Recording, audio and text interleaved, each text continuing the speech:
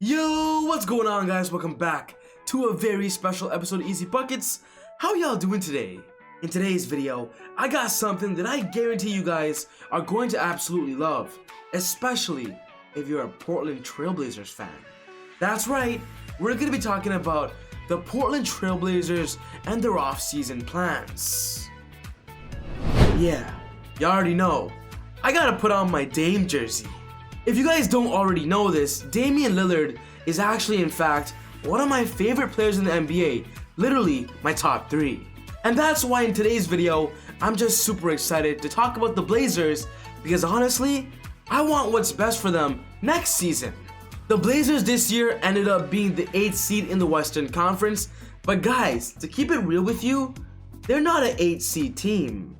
They got hit with multiple injuries this year. They didn't have Yusuf Nurkic, they didn't have Rodney Hood, they didn't have Zach Collins. If the Blazers were at full health at the beginning of this season, they would probably be a top 4 seed in the West. Page me if I'm wrong, but this is something that I truly believe in. One thing's for sure though, going into next season, the Blazers are now going to have much higher expectations, but it starts soft in the offseason and some potential moves they can make to improve, and that's why I'm making this video today. So if you're a big Portland Trailblazer fan, this video is perfect for you. But quickly, before I get on with the video, I just want to say, if you're new to the channel and love basketball, welcome to Easy Buckets. My name is Soom, and I make basketball videos every single day. So if you are new, be sure to hit the subscribe button, click this button right here, the post notification bell, to not miss any of my upcoming videos. If you watched this video and loved it, be sure to smash that thumbs up button, guys. I would really appreciate it. It would really help out the channel a lot. But without wasting any more time, we're going straight into the Trailblazers offseason and how they can rebuild.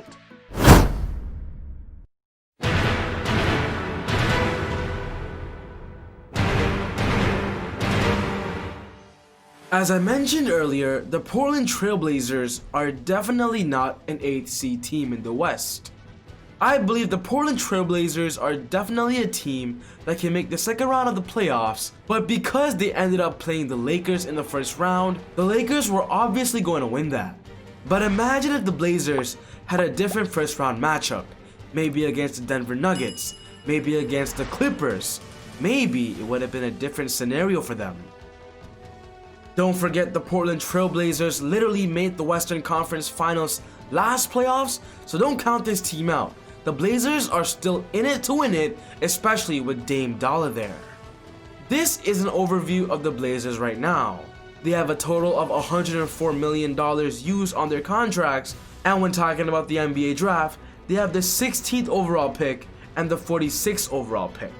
When talking about free agency, the Blazers have a 9.3 mid-level exception where they can sign one player to that deal, and also a 3.6 biannual exception to sign a cheap deal as well. This is what the Portland Trailblazers roster is currently looking like going into 2021. They got Damian Lillard, CJ McCollum, Trevor Ariza, Yusuf Nurkic, Zach Collins, Anthony Simons, Nasir Little, Mario Hezonja, and Gary Trent Jr. The good news on this part is that most of the key players will be remaining as a Blazer, but these are the players that could potentially be leaving.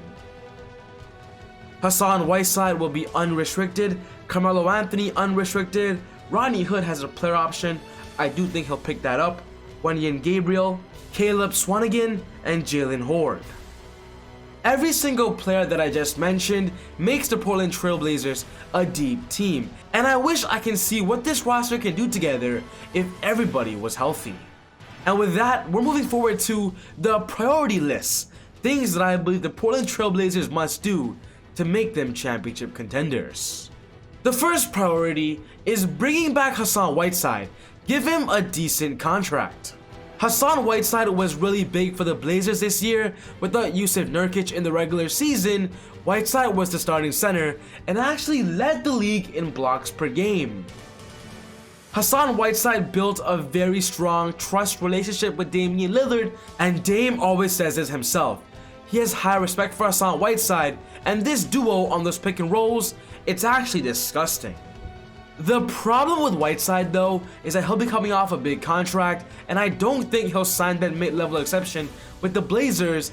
But if maybe Dame and the Portland Trail Blazers head office can convince him to maybe do a 1-year or 2-year deal and see how far this team can go when everybody is back in the lineup, that might be the best thing for the Blazers. Try to bring back Hassan Whiteside to that mid-level exception to be a 6-man center off the bench for Jusuf Nurkic. Because if the Blazers have Nurkic and Whiteside both on the front court, being stars in their role, they both don't have to play plus 35 minutes and both be impactful. The second priority is bringing back Carmelo Anthony. At the beginning of the season, the Portland Trail Blazers decided to sign Carmelo Anthony to a 1-year deal after getting hit with multiple injuries. And while every other team in the NBA didn't want to sign Carmelo, the Blazers took that risk. And oh boy, that risk was definitely a big reward. Carmelo Anthony played the starting power forward role and was a big part of their leadership and also clutch time buckets. The Portland Trail Blazers gave Carmelo a new role and he was absolutely a star in it. When talking about the future of Carmelo Anthony, this is what he said. "I would love to stay. I feel like this is the place for me to end my career. It could have happened here earlier, but it didn't. Now where I'm at in my life and career, this is where I want to retire." Carmelo Anthony wants to stay with the Blazers and end his career off with Damian Lillard and CJ McCollum, and the Blazers, all you guys gotta do is sign Carmelo Anthony to maybe a veteran's minimum or a $3 to $5 million deal. Give Melo some money because he was pretty good for a big playoff push this year.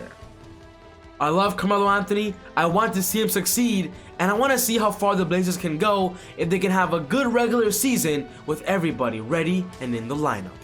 The third priority is giving Gary Trent a bigger role. Gary Trent was a big spark plug off the bench this year for the Blazers. He was a deadly 3-point shooter and an amazing on-ball defender as a rookie, and the future surely looks bright with Gary Trent there. I believe next season, giving Gary Trent a 7th man role for the team is a great thing. Gary Trent is a killer. This guy can hoop, and just make him a combo guard off the bench for Dame and CJ, similar to what Seth Curry did last season. And the fourth priority is that if they're unable to sign Carmelo Anthony or Hassan Whiteside, go and sign a perfect free agent. And I have one in mind.